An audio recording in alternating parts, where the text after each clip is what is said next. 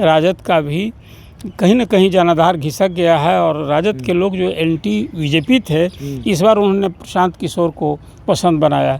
इसके लिए कुछ हद तक मैं तेजस्वी को भी जिम्मेवार ठहराता हूँ। और अब भला बताइए, विपक्ष के नेता हैं, आप जिस सदन के सामने बात कर रहे हैं, मानसून सत्र 5 दिन हुआ, उसमें पूरी तरह गायब रहे, निजी दौरे पर विदेश में थे।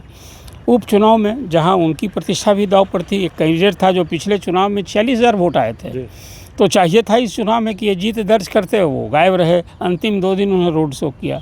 इसको मैं औपचारिकता में अपील नहीं कर पाए, तब तक उनके भी समर्थक मन बना चुके थे। जो आज आपको नतीजा सामने दिख रहा है, तो ये बांकीपुर का चुनाव न सिर्फ बीजेपी के लिए तो बड़ा झटका है ही, मुख्यमंत्री सम्राट चौधरी के लिए और नितिन नवीन के लिए कि वो अपनी सीट नहीं बचा पाए, और उधर राजद के लिए जो इस हद तक हाशिए पर चला गया। असेंबली के चुनाव में जिस ढंग से 18वीं विधानसभा के चुनाव में राजद को झटका लगा, आपको याद होगा 18 नवंबर को इतना अति विश्वास से लवरेज थे तेजस्वी यादव की, 18 नवंबर को सरकार बनाने का बात कर रहे थे कि हम तो सरकार बनाएंगे, और आकर वो 25 सीट पर सिमट गए थे।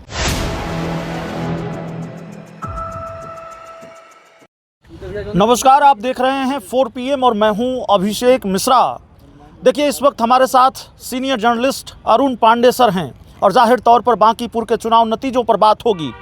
14 राउंड की गिनती समाप्त हो चुकी है इस वक्त जब हम आपसे बात कर रहे हैं, और जाहिर तौर पर हो सकता है जब ये वीडियो आपके पास पहुंचे तो नतीजे आ चुके हों पूरी तरह से और 31 राउंड की गिनती समाप्त हो चुकी हो। 31 राउंड में गिनती होनी है, लेकिन अब तक की जो तस्वीर है सर, वो ये है कि प्रशांत किशोर की जीत लगभग तय मानी जा रही है। प्रशांत किशोर 7,000 से ज़्यादा वोटों से आगे चल रहे हैं।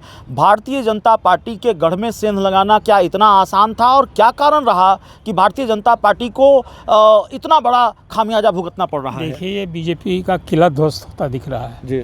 अभी तो आप बता रहे हैं 8200 की लीडिंग हमने देखी थी, अभी काउंटिंग चल रही थी जी। और ये तो उसी दिन बीजेपी की राजनीतिक तकदीर कही थे जिस दिन 1 लाख वोट पिछले चुनाव में मिले थे जी। और वोटिंग कितनी हुई? 65% लोग वोटिंग से अपने को दूरी बना रखी जी। ये क्या दर्शाता था? स्वाभाविक, जिसके वोट ज़्यादा थे, जिस किला में वोटर्स जिसके ज़्यादा थे, मतदाता उदासीन देखिए। और ये चुनाव में जो अभी संकेत दिख रहा है वो ये है कि लोगों ने जाति धर्म से ऊपर उठ करके, पिछले 3 दशक से बिहार में राजनीति क्या हो रही है? जात की राजनीति हो रही है और समीकरण की राजनीति है।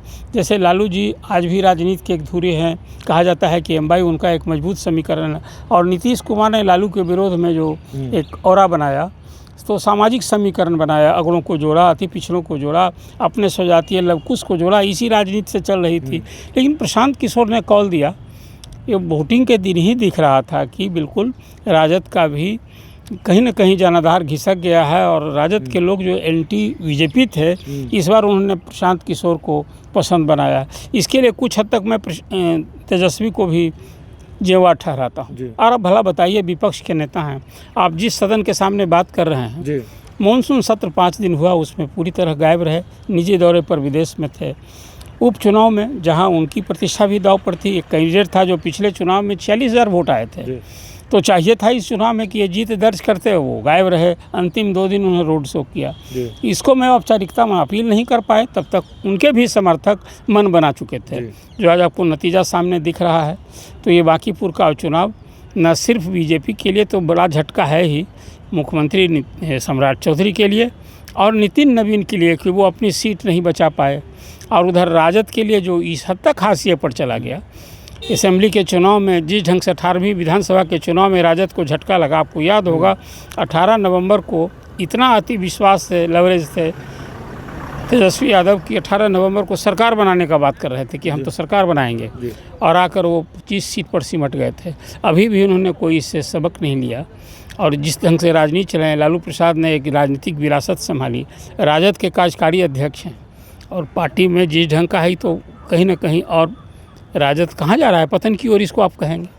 कि आने वाले राजद के लिए भी अब एक चेहरा प्रशांत किशोर, ये किस सीट का उपचुनाव नहीं था, एक राजनीतिक बदलाव का भी संदेश था, वो होता दिखा कि आधिकारिक तौर पर नेता प्रतिपक्ष तेजस्वी यादव होंगे, लेकिन इस सदन में विपक्ष का बड़ा चेहरा प्रशांत किशोर होंगे। हाँ, एक ही विधायक होंगे, लेकिन चेहरा तो होंगे ही, वो पूरा भाजपा विरोधी चेहरा पूरे देश भर में।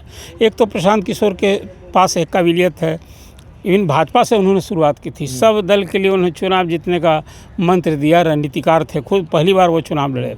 और इसी विधानसभा में अब सम्राट चौधरी वर्सेज प्रशांत किशोर खुलकर देखने को मिलेगा। हाँ बिल्कुल, देखने को मिलेगा ही ये सब कुछ तो आने वाले। इसलिए ये मैं मानता हूँ, कहा ये प्रशांत किशोर ने इस उपचुनाव को कहा कि एक सीट का उपचुनाव नहीं है, रेफरेंडम है। सम्राट चौधरी को जो बीजेपी ने मुख्यमंत्री बनाया, उनके आम कार्यकर्ता नहीं चाहते थे, वो सामान्य नेता नहीं हैं।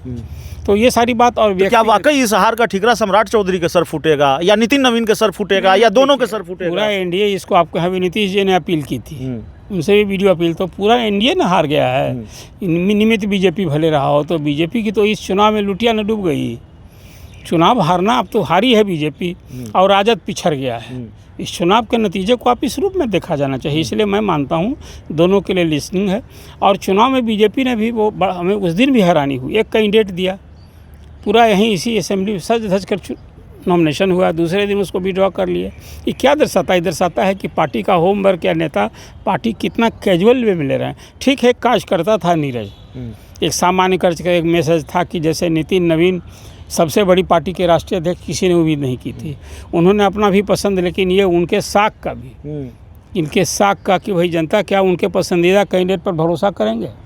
नतीजा तो आपके सामने है। क्या भारतीय जनता पार्टी का जो सवर्ण वोट बैंक है, कोर वोट बैंक है, वो भी खिसका इस पूरे चुनाव में? और बांकीपुर के चुनाव में तो मैंने कहा कि एनडीए के लोग भी कहीं ना कहीं, एनडीए के जो समर्थक थे उदासीन रहे पहले, तो वो बात रही। जो वोट दिया वो कहीं ना कहीं लगता है कि प्रशांत किशोर को दिया। और राजद का तो जो जनाधार है, जो वोट बैंक है, उसमें किस हद तक सेंधमारी हुई तो आपके सामने दिखता है। अब इसमें तो दोनों तरफ से सब, इसलिए मैंने कहा कि जाति और समीकरण के बजाय इस बार वोट प्रशांत किशोर व्यक्ति और व्यक्तित्व पर मिला है, कौल और काउच पर मिला है। और ये सारे समीकरण, कायस्थ बहुल क्षेत्र कहलाता है, 80,000 कायस्थ कहते हैं कुछ क्षेत्र में है, तो कायस्थ भी तो वोट नहीं दिए। आप बताइए ना कि 65% लोग वोटर दिया नहीं।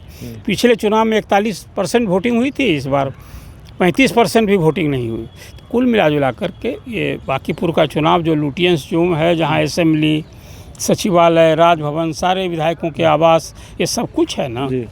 हाँ, ये पिछले दशक में इस क्षेत्र में विकास हुआ है, लेकिन कुछ स्लम एरिया भी है, अभी भी यहाँ विकास की दरकार है। बताइए, बांकीपुर तो असेंबली की सीट बिहार में 243 सीटों में से एक आदर्श कंस्टिट्यूंसी होनी चाहिए थी, लेकिन स्थिति क्या देखने को मिल रही है? क्या खामियाजा भुगतना पड़ेगा भारतीय जनता पार्टी को इस हार का? नहीं, देखिए, एक लेसनिंग होगी, सभी लोगों को झटका है। खामियाजा क्या, सरकार को तो सेहत पर कोई असर पड़ेगा नहीं, लेकिन एक चुनाव हारने का जो दर्द होता है, जो मायूसी होती है, वो तो सामने दिख रही है। सम्राट चौधरी ने कहा कि ये सिर्फ, माफ़ कीजिएगा, प्रशांत किशोर ने कहा कि ये सिर्फ एक विधायक चुनने का चुनाव नहीं है, बल्कि सम्राट चौधरी से बेहतर मुख्यमंत्री चुनने का चुनाव है। तो क्या भारतीय जनता पार्टी अगर हार गई है तो सम्राट चौधरी को बदल देगी, दूसरा मुख्यमंत्री होगा बिहार का? नहीं, अभी बात की दिन है। एक चुनाव में देखिए, कोई एक चुनाव में कोई हार जाए तो उसकी राजनीति ख़त्म नहीं होती है, लेकिन हर चुनाव में चुनाव हारने का कारण लोग समीक्षा करते हैं। जिसको 1 लाख वोट आया था, उसको वोट जितना भी अब आवे। अब तो जो स्थिति हो गई है कि बीजेपी कैंडिडेट को तो सेकंड होता दिख रहा है ना, तो उसको समीक्षा करनी होगी कि कहाँ हम पिछड़े, क्यों अपर कास्ट के मतदाता, जो एक समीकरण की राजनीति एनडीए की चल रही है, कहीं ना कहीं वो भी दरक रहा है। भीतरघात भी फैक्टर रहा है क्या एनडीए के सहयोगी दलों में या भारतीय जनता पार्टी के अंदर भी? आम मतदाता जब उदासीन हो जाता है, भीतरघात क्या करेंगे लोग? कुछ तो रहा ही। जैसे कुर्मी लोग में भी कहीं ना कहीं एक नाराज़गी नीतीश कुमार के हटने के बाद थी कि किसी को नहीं बनाया, और वहाँ फिर निशांत को सरकार में लाने की बात हो रही थी। उसके पहले लोगों ने थोड़ा मरहम पट्टी लगाई, श्रवण कुमार को विधायक दल का नेता बना करके, फिर उनको ही मंत्री बनाया। तो कई फैक्टर हैं, चुनाव हारने का कोई एक फैक्टर तो होता नहीं है, लेकिन अभी मतदाता उदासीन हो। आखिरी सवाल है, क्या भारतीय जनता पार्टी को इस हार का अंदेशा था, इसीलिए बांकीपुर उपचुनाव के नतीजों से पहले अचानक जो बीजेपी ने 2 बार मौका मिला, एक और दोनों में से किसी बार भी एमएलसी नहीं बनाया या विधान परिषद नहीं भेजा दीपक प्रकाश को, और अचानक चुनाव नतीजों से पहले अपने हार का अंदेशा नहीं मानता हूं। प्रशांत किशोर के आने के बाद प्रशांत किशोर का क्या क्लेवर है, क्या तेवर है, ये तो बीजेपी भी जानती थी। नीतीश कुमार के लिए याद कीजिए 2015 के चुनाव में। तो कुल मिलाजुलाकर प्रशांत किशोर के आने से ये बांकीपुर का चुनाव दिलचस्प हो गया, और बांकीपुर में प्रशांत किशोर को देके बीजेपी को अपनी रणनीति बदलनी पड़ी। तैयारी करनी पड़ी। जो आपने कहा कि 40 स्टार प्रचारक, कोई काम नहीं आया। खुद नितिन नवीन 3 बार नॉमिनेशन के बाद यहाँ आकर कैंप किए। नतीजा आपके सामने है। सभी 202 कोई शायद ही विधायक नहीं गया। बिहार के एमपी गए, दरवाजे कोई 8 से 10 हज़ार कार्यकर्ता एनडीए के लिए, बीजेपी के लिए काम कर रहे थे। तो नतीजा सामने है आपके। चलिए, हमारे साथ अरुण पांडे सर थे। इस पूरी रिपोर्ट में इतना ही। बहुत बहुत धन्यवाद।